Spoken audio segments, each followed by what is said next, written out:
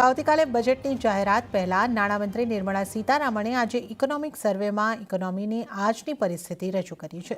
Economic survey લોકસભામાં રજૂ થઈ ગયું છે. હાલના નાણાકીય વર્ષમાં 6.5 થી 7% રિયલ જીડીપી ગ્રોથ રહી છે. સાથે જ ખાનગી સેક્ટર અને સરકારમાં પાર્ટનરશિપ ઉપર ફોકસ આપવામાં આવ્યું છે. સંવાદદાતા લક્ષ્મણ રોય પાસેથી આ સર્વેની વિગત લઈએ. लक्ष्मण जी, आर्थिक सर्वे की क्या हाइलाइट्स है? बिल्कुल आपने सही कहा कि हम लोगों ने जो 8 बजे अपने दर्शकों को सुबह बताया था, ठीक हूबहू वही बातें आर्थिक सर्वे में कही गई हैं। और चालू कारोबारी साल यानी फाइनेंशियल ईयर 2025 तक जो है रियल जीडीपी का ग्रोथ का अनुमान 6.5 से 7% के बीच रहने का अनुमान जताया गया है। ये रियल जीडीपी ग्रोथ का अनुमान जो है ये अपने आप में काफी महत्वपूर्ण इसलिए माना जा रहा है क्योंकि एक समय में जब रिजर्व बैंक ने जीडीपी ग्रोथ का अनुमान 7.2% बढ़ाकर कर दिया, IMF ने ग्रोथ का अनुमान बढ़ाया, फिच ने ग्रोथ का अनुमान बढ़ाया, वैसे में आर्थिक सलाहकार विभाग जो वित्त मंत्रालय का वो थोड़ा सा कंजर्वेटिव है, ग्रोथ को लेकर के 6.5 से 7% रहने का अनुमान जताया है। और इसमें एक और महत्वपूर्ण बात यह है कि प्राइवेट इन्वेस्टमेंट बढ़ाने पर, निजी निवेश बढ़ाने पर इस पर खास फोकस करने की बात कही गई है। फिस्कल डेफिसिट, वित्तीय घाटा, उसमें अनुशासन जारी रहेगा, इस बात के संकेत यहाँ पे मिले हैं। FY26 तक फिस्कल डेफिसिट जीडीपी का 4.5% तक आ सकता है, ऐसा अनुमान यहाँ पे जताया गया है। एयरपोर्ट में 72,000 करोड़ रुपए के कैपेक्स की बात की गई है। रोजगार को लेके दो बातें काफी महत्वपूर्ण है। एक तो शिक्षा और रोजगार में संतुलन बनाना होगा, यानी जो पढ़ाई कर रहे हैं वो रोजगार की जरूरत के हिसाब से पढ़ाई करें, और रोजगार देने में निजी क्षेत्रों की भूमिका काफी अहम होगी, ये आर्थिक सर्वे में कहा गया है। और कहा यह भी गया है कि आर्थिक सर्वे में कि रोजगार को लेकर निजी क्षेत्र और सरकार आपस में पार्टनरशिप करे, जहां पे रोजगार ज्यादा आ पाए उस पर आपको फोकस करना पड़ेगा। 2030 तक भारत ग्लोबल ड्रोन हब बन सके, इसको आपको ज्यादा जोर देना पड़ेगा। एक और बात रोजगार को लेके एक जो आंकड़े आ रहे हैं उसमें यह है कि जनवरी मार्च 2023 में शहरी बेरोजगारी दर घट के 6.7% हो गई है, लेकिन अनुमान यह है कि अभी रोजगार थोड़ा सा मध्यम गति से आगे बढ़ता रहेगा। तो ये एक फोकस है। एग्रीकल्चर को लेके, एग्रीकल्चर को कहा गया है कि चूंकि आर्टिफिशियल इंटेलिजेंस की वजह से सर्विस सेक्टर बहुत अच्छा नहीं कर पाएगा, तो एग्रीकल्चर को आप जो है एक ग्रोथ इंजन के तौर पर देखिए, ग्रोथ के ड्राइवर के तौर पर विकसित करिए। अलग अलग छोटे छोटे लैंड है, वो एक सबसे बड़ा इशू है। सिंचाई पर ज्यादा खर्च करिए, तो एग्रीकल्चर पे विशेष फोकस किया गया है। एक और महत्वपूर्ण एक लाइन बोल देता हूं, बाकी इस पर आगे चर्चा की जाएगी कभी शाम में। वह है मेंटल हेल्थ को लेकर एक बड़ा लंबा चौड़ा चैप्टर लिखा गया है, और मेंटल हेल्थ को इकोनॉमिक के नजर से देखा गया है, और कहा है कि मेंटल हेल्थ के मोर्चे पर सरकार को बहुत कुछ करने की जरूरत है। जी लक्ष्मण जी, इस पूरी जानकारी के लिए आपका धन्यवाद। ત્યારે જ બજેટ પહેલા વડાપ્રધાન નરેન્દ્ર મોદીએ વિપક્ષ પાસેથી સહયોગની અપીલ કરી. તેમણે કહ્યું કે આ અમૃતકાળનું મહત્વનું બજેટ છે અને આ બજેટ 5 વર્ષ માટેની મજબૂતીનો પાયો નાખશે. ये बजट अमृतकाल का एक महत्वपूर्ण बजट है। हमें 5 साल का जो अवसर मिला है, आज का बजट हमारे उन 5 साल के कार्य की दिशा भी तय करेगा। और ये बजट 2047 जब आजादी के 100 साल होंगे, तब विकसित भारत का जो हमारा सपना है, उस सपने को पूरा करने की मजबूत नींव वाला बजट लेकर के हम कल देश के सामने आएंगे। તો આ વખતના બજેટમાં વિકસિત ભારતની મજબૂતીનો પાયો મૂકવામાં આવશે. અલગ અલગ સેક્ટર્સને આ વખતે બજેટમાં ભેટ મળશે. Agri, infra, housing, railway, shipping અને ડિફેન્સ સેક્ટર પર ખાસ ફોકસ રહી શકે છે. સાથે જ ઘણા સેક્ટર માટે PLIની પણ જાહેરાત થઈ શકે છે. તો આ વખતનું બજેટ કેમ ખાસ હશે તેના ઉપર આવો જોઈએ અમારા રિપોર્ટર્સની ખાસ ચોપાલ. मोदी सरकार के तीसरे कार्यकाल का पहला बजट पेश किया जा रहा है। ऐसे समय बजट पेश किया जा रहा है जब अर्थव्यवस्था में मांग पैदा करना एक सबसे बड़ी चुनौती है। ऐसे समय में बजट पेश किया जा रहा है जब रोजगार पैदा करना एक सबसे बड़ी चुनौती है। इसके लिए बजट में क्या कुछ खास हो सकता है, इस पर हमारी पूरी टीम लगातार नजर बनाए हुए है और हम अपनी टीम के साथ यहाँ पे हैं वित्त मंत्रालय के ठीक सामने और आपको बताएंगे कि जो बजट पेश होगा उसमें क्या कुछ खास निकल कर आएगा। सबसे पहले शुरुआत करते हैं अपने सहयोगी आलोक के साथ, जो कि इंडस्ट्री और फाइनेंस मिनिस्ट्री दोनों पर काफी पैनी नजर रखता है। आलोक, जब बात रोजगार की और आर्थिक विकास की होती है तो सबसे ज्यादा जोर इस बात पर होता है कि इंडस्ट्री को आप पुश करिए, इंडस्ट्री को बढ़ावा दीजिए। इस बजट में इंडस्ट्री को लेकर क्या कुछ निकल सकता है? देखिए, अगर इंडस्ट्री की बात करें तो इंडस्ट्री में ज्यादा से ज्यादा निवेश हो, उनके लिए रॉ मटेरियल सस्ता मिले, वहां पर एक तो ईज ऑफ डूइंग बिजनेस हो और साथ ही साथ उनको एक्सपोर्ट करने के लिए बेहतर सुविधाएं मिले, इस पर जोर रहेगा। अगर हम बात करें तो पीएलआई स्कीम सरकार की बहुत ही एक खास स्कीम है। इसमें साइकिल, आपको टॉयज, केमिकल सेक्टर जैसे, लेदर सेक्टर जैसे में पीएलआई स्कीम सरकार ला सकती है। इसके अलावा कई सारे मोर्चों पर जो इंपोर्ट ड्यूटी है काफी क्रूशियल होता है, रॉ मटेरियल्स के लिए काफी इंपॉर्टेंट होता है। तो बहुत सारे paper, metal, pharma, medical device जैसे इंडस्ट्री है, उनको रॉ मटेरियल की जरूरत होती है।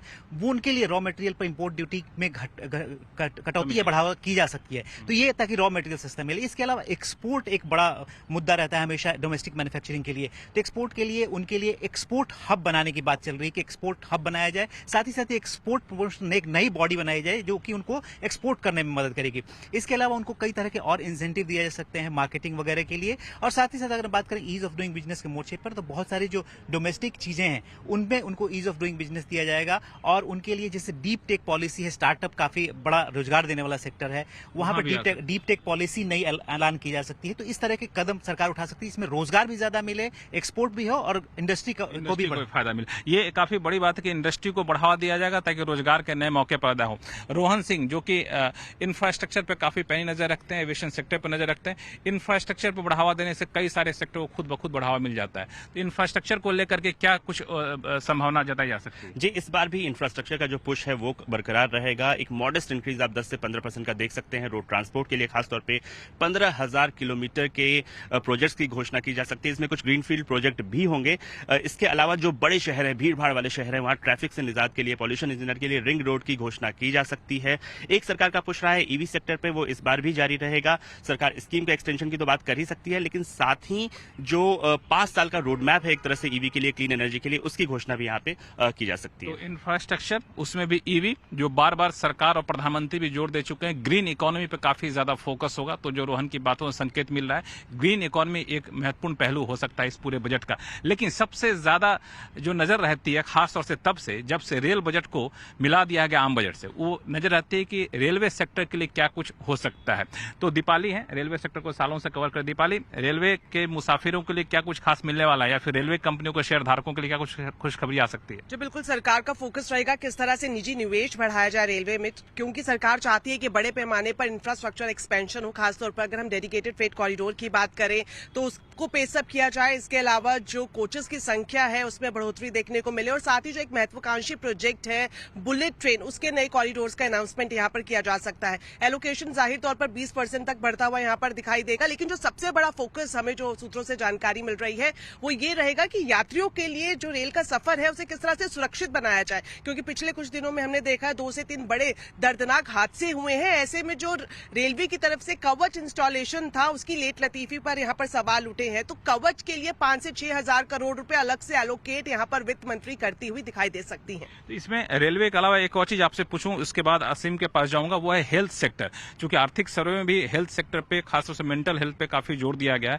तो हेल्थ सेक्टर को लेकर क्या कुछ उम्मीद करनी चाहिए? बिल्कुल आपने सही कहा। खासतौर पर अगर कोविड के बाद से देखें तो लगातार वित्त मंत्री की तरफ से जो एलोकेशन है स्वास्थ्य सेक्टर के लिए वो बढ़ता हुआ दिखाई दिया है और यही कंटिन्यूटी हम इस बजट में भी देखेंगे। एलोकेशन तो बढ़ेगा ही, साथ ही साथ जो बीजेपी ने अपने मैनिफेस्टो में इस बात को रखा था कि आयुष्मान भारत का दायरा बढ़ाया जाएगा और उसके तहत 70 साल से ऊपर के जो बुजुर्ग हैं उन्हें इसमें शामिल किया जाएगा। और इसके अलावा ये भी जानकारी मिल रही है कि जो सर्वाइकल कैंसर है उसकी वैक्सीन को सस्ता किया जाए, इन्फ्लुएंजा की वैक्सीन को सस्ता किया जाए। इस लिहाज से भी बड़े अनाउंसमेंट इस बजट में होते हुए दिखेंगे। लेकिन इन सब के बीच सबसे बड़ी चुनौती यह है कि ग्रामीण क्षेत्रों में मांग को कैसे बढ़ावा दिया जाए। ग्रामीण क्षेत्रों में मांग का सबसे बड़ा ड्राइवर होता है एग्रीकल्चर। इस बार एग्रीकल्चर पर नजर इसलिए रहेगी क्योंकि शिवराज सिंह चौहान जो कि माने जाते हैं कि मुख्यमंत्री के तौर पर इन्होंने एग्रीकल्चर सेक्टर में काफी सुधार किए थे, तो शायद उनकी बात चले और बजट में उनकी झलक दिखे। तो असीम एग्रीकल्चर सेक्टर कवर करते हैं। असीम, क्या लग रहा है एग्रीकल्चर सेक्टर पर बजट में फोकस रहेगा? डेफिनेटली एक बड़ा फोकस आपको एग्रीकल्चर सेक्टर के ऊपर ही दिखाई देगा। किसान सम्मान निधि बढ़ाने की बात हो रही है, लेकिन इस बार आपको शायद वहां पर कोई बढ़ोतरी होती हुई दिखाई ना दे। दूसरी सबसे बड़ी बात, यहाँ पर एक डिजिटल एग्रीकल्चर मिशन की शुरुआत आप होती हुई देख सकते हैं, यानी कि सरकार रिफॉर्म्स करेगी। जो भी राज्य रिफॉर्म्स करेंगे उनके लिए एक बड़ा फंड का अनाउंसमेंट होगा और उनको उस रिफॉर्म्स के हिसाब से ये फंड रिलीज किया जाएगा। तीसरी सबसे बड़ी बात, जो कृषि क्रेडिट कार्ड है, अभी आपको 3 लाख का लोन मिलता है, उसके अंदर बढ़ा करके 5 लाख तक का लोन जो है वो किया जा सकता है। बिना कोलेटरल के आपको 1,60,000 तक का लोन मिलता है, उसको बढ़ा करके 2.5 लाख तक का किया जा सकता है। सबसे बड़ा फोकस सरकार का क्रॉप डाइवर्सिफिकेशन के ऊपर रहने वाला।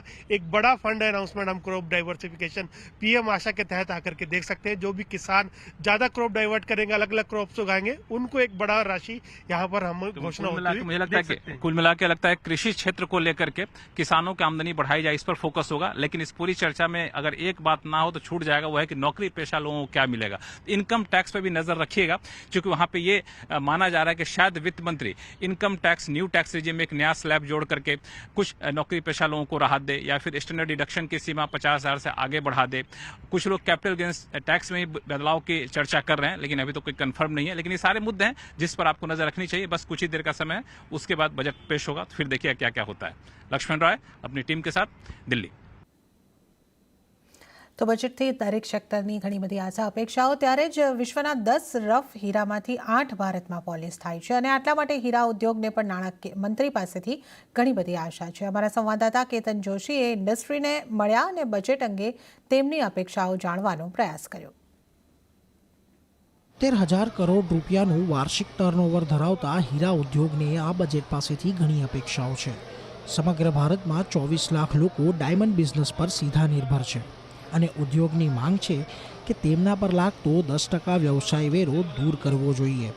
સાથે જ મશીનરી ખરીદવા પર સબસિડી પણ મળવી જોઈએ, વીજળી બિલ પર પણ સબસિડી મળવી જોઈએ અને સાથે જ લેબ ગ્રોન ડાયમંડને પ્રોત્સાહન આપવા માટે ખાસ આયોજન સરકાર દ્વારા કરવામાં આવે। ડાયમંડ ઉદ્યોગ 2 વર્ષથી તો ઘણી બધી મંદીમાં સપડાયેલો છે, તો હાલ તો એવી માગણી છે કે વ્યવસાય વેરો જે લગાવે છે કોર્પોરેશન દ્વારા એને તાકીદે બંધ કરવામાં આવે। અને બીજી અમારી એવી માગણી છે કે લેબગ્રોન ડાયમંડના ઉત્પાદનમાં અને જ્વેલરીના એક્સપોર્ટમાં કોઈ નવી યોજનાઓ લાવે સરકાર, જેનાથી આપણા વર્કરોને રોજગાર એકધારો મળતો રહે। 30 વર્ષથી ચાલી રહેલા હીરા ઉદ્યોગનો વિકાસ પણ જોરદાર રહ્યો છે।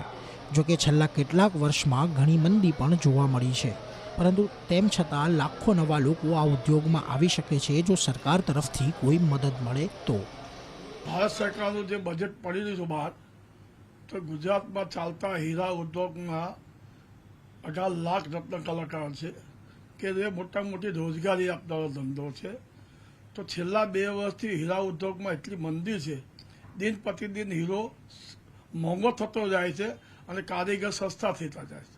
તો કારીગરને રોજગારી આપશો, વિત્ત મંત્રીને મારી વિનંતી છે કે એ લોકોને વિદ્યુતમાં, લાઇટમાં એમાં બી સબસિડી આપવી જોઈએ, આવાસ યોજનામાં સબસિડી આપવી જોઈએ, પછી આરોગ્યમાં સબસિડી આપવી જોઈએ, કારણ કે હીરા ઉદ્યોગ એક જ ગુણ્યામણ આપતા મોટો ધંધો છે।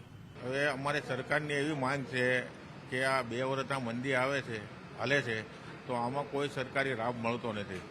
આર્થિક મંદીને લીધે જો કોઈ એવી યોજના હોય એની લીધે લાભ મળે, કોઈ મકાન મળે, કોઈ એવું પેકેજ મળે, તો કોઈ કારીગરોને કોઈ આર્થિક મંદીનો લાભ મળે એમ। હીરા ઉદ્યોગ નાણામંત્રી પાસેથી કેટલાક નીતિગત ફેરફાર અને આર્થિક સહાયની માંગ કરી રહ્યા છે અને વર્તમાન પરિસ્થિતિમાં આ હીરા ઉદ્યોગની આશા જરૂરી છે। દેશમાં લાખો નવા રોજગાર નિર્માણ કરવાની સરકારની સર્વોચ્ચ પ્રાથમિકતા છે। એવામાં અગર હીરા બજારની જો માંગણીઓ પૂરી કરવામાં આવશે તો ન માત્ર લાખો નવા રોજગારનું નિર્માણ થશે, પરંતુ રત્ન કલાકારોનું જીવન ધોરણ પણ ઊંચું આવી જશે। કેતન જોશી, અમદાવાદ। તો ભારતમાં સૌથી વધારે રોજગાર આપનારા પ્રમુખ સેક્ટર્સમાં ટેક્સટાઇલ પણ આવે છે અને વાર્ષિક 1.50 લાખ કરોડના ટર્નઓવરવાળા આ સેક્ટરની નવી સરકારથી શું આશા અને અપેક્ષા છે તે અંગેની જાણકારી મેળવી અમારા સંવાદદાતા કેતન જોશીએ। આવો જોઈએ। કેન્દ્રમાં નવી સરકાર રચાઈ ગઈ છે તો મોદી 3.0 થી ટેક્સટાઇલ સેક્ટરને શું આશાઓ છે એ આવો જાણીએ. આપણી સાથે ગુજરાતના ટેક્સટાઇલ ક્ષેત્રના દિગ્ગજો પણ છે તો એમનો વ્યૂ આપણે લઈએ. પ્રવીણભાઈ, શું ઈચ્છો છો તમે? હું ટેક્સટાઇલ એક્સપોર્ટ સાથે સંકળાયેલો છું અને વધારે પડતી કોમ્પિટિશન બાંગ્લાદેશ, વિયેતનામ, ચાઇનાથી આવે છે. ઇન્ડિયન ટેક્સટાઇલ એક્સપોર્ટને કેવી રીતે કોમ્પિટિટિવ કરવું એના માટે ગવર્મેન્ટ એક સ્ટડી ગ્રુપ કરવું પડશે. એના પછી નક્કી કરે કે how we can compete the world. એ થશે તો રોજગાર વધશે અને ફોરેન કરન્સી આવશે. તમે શું કહેશો ઉમેશભાઈ? કાપડની અંદર જે જીએસટી હમણાં લાગુ કરવામાં આવી હતી છેલ્લા ઘણા વર્ષોથી, એને થોડું ઇઝી કરવી જોઈએ. તમારું મત? આપણે ચાઇનાથી જે માલ આવે છે એમાં ઇમ્પોર્ટ ડ્યુટી વધારે તો આપણે ઇન્ડિયન માર્કેટ થોડુંક સર્વાઈવ થઈ શકે, એના માટે આગ્રહ છે. તમારો શું, નવી સરકાર આવી છે તો કઈ કઈ અપેક્ષાઓ, આશાઓ છે જેથી આ સેક્ટરને વધારે બૂસ્ટ મળે? स्किल डेवलपमेंट सेंटर्स, गवर्नमेंट को टेक्सटाइल स्किल डेवलपमेंट सेंटर्स पे फोकस करना चाहिए बिकॉज यहाँ पे बहुत बड़ा गैप है इंडस्ट्री में. वो इमीडिएटली फुलफिल हो सकता है और लार्ज स्केल पे एम्प्लॉयमेंट जनरेशन हो सकता है.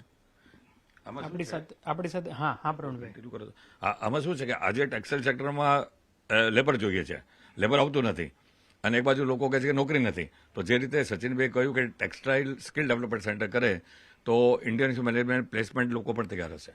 તો આમાં ગવર્મેન્ટે કંઈ કરવું જોઈએ.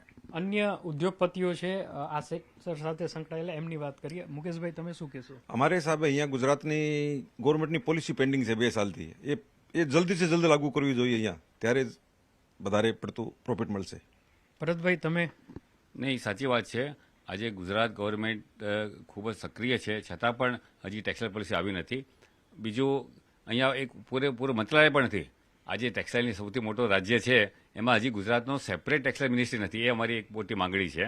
અને બીજું છે કે જે લેવલ પ્લેઇંગ ફિલ્ડ, અમારે જે ઉદ્યમીઓ છે જે અહીંયા પોલિસ્ટર ફાઇબર યુઝ કરે છે, વિસ્કોસ ફાઇબર યુઝ કરે છે, એની એક ક્વોલિટી કંટ્રોલ જે ઓર્ડર આવ્યું છે સેન્ટરનું, એને જલ્દીમાં જલ્દી નાબૂદ કરવું જોઈએ તો અમને એક કોસ્ટિંગની દ્રષ્ટિએ લેવલ પ્લેઇંગ ફિલ્ડ મળે અને એની સાથે અમારું એક્સપોર્ટ પણ વધે. સાથે સાથે લોકલના પણ અમારું જે ડોમેસ્ટિક સેટઅપ છે એની અંદર અમને જે પેલા ધીરજભાઈએ કીધું કે ઇમ્પોર્ટ એટલું બધું આવે છે, we want to have a anti dumping duty. એટલે અમારે ગુજરાત સરકારના મારફતે રિક્વેસ્ટ કરવી છે કે સેન્ટરની મદદ લઈને અને ગમે તે પ્રેશર કરીને ગુજરાત ઇઝ આ 70% પ્રોસેસિંગનું આખા ઇન્ડિયાનું કેન્દ્ર ગુજરાત છે. એટલે ગુજરાતમાં આનું બહુ મોટો ફોકસ જોઈએ ટેક્સટાઇલ ઇન્ડસ્ટ્રી માટે. આપ શું કહેશો? હું મારી સરકારથી પ્રાર્થના છે કે અમને ચાઇનાથી કોમ્પિટિશન માટે એક લેવલ પ્લેઇંગ ફિલ્ડ જોઈશે, જેમાં અમને ઇન્ટિગ્રેટેડ ટેક્સટાઇલ પ્રોસેસની બહુ જ જરૂર છે, જેમાં બધા નાના નાના જે ઉદ્યોગો છે એ એક સાથ મળીને મોટી અને જાયન્ટ યુનિટ બને અને ચાઇનાથી ડાયરેક્ટ ફાઇટ અને કમ્પીટ કરે. બિલકુલ. તો અહીંયાથી જે સૂચનો કરવામાં આવ્યા છે એનાથી ન માત્ર આપણો ટેક્સટાઇલ સેક્ટર છે એ મજબૂત થશે, પરંતુ નવી સરકાર સામે સૌથી મોટો પડકાર હોય તો એ રોજગાર નિર્માણનો છે. જો આ પ્રકારના સૂચનો અહીંયાથી સ્વીકારવામાં આવશે તો ટેક્સટાઇલ સેક્ટરને ફાયદો થશે અને દર વર્ષે લાખો નવી રોજગારીનું પણ અહીંયા નિર્માણ થઈ શકશે. કેતન જોશી, અમદાવાદ.